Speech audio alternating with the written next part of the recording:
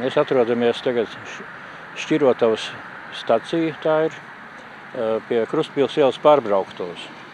Pat labāk šeit uz Sliežu ceļa posmā, kur notiek lokomotīvu kabīņu maiņa, kur lokomotīva sakarā ar to tehnoloģisko procesu līdz pusstundai šajā vietā stāv.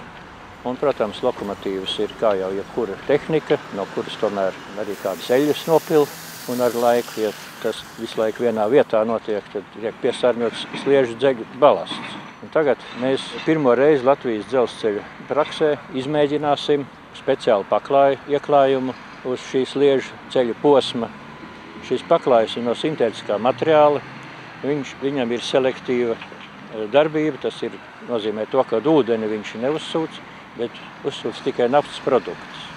Šādā veidā tad mēs ceram tos produktus, kas nopil vai var nopilēt no lokomotīvas, savākt šai paklājā un nepiesārņotu grunti tālāk un arī gruntsūdeņus.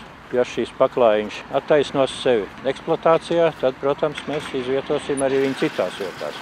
Šogad mums ir paredzēts vēl vienā vietā Šķirotavas stacijā ielikt, tā kā pirmais eksperiments mums būs 2 vietas tiks izmēģināts. Eļļas, ja pil uz šķembām, pirmkārt tas piesārņo to šķembu balastu. Pielīp tur arī pēc tam visi putekļi, saķep šīs šķembas, un līdz ar to viņš vairs nepilda savas funkcijas. Tas nozīmē, ka ūdens uz tā Sliežu ceļu sakrājās, veidojās tur tādas peļķes, un, protams, ka braucot un tricinot to Sliežu ceļu, tādā veidā rodas izšļakstinājumi, un Sliežu ceļam vairs nav šīs stabilitātes. Tas ir viens tas tehniskais aspekts. Otrs, protams, ir tas, ka šādā veidā, ja te ilgstoši pilda naftas produkti, viņi ieskalojās ar ūdeņiem gruntī un tālāk var nonākt arī gruntsūdeņos un radīt ekoloģiskas sekas.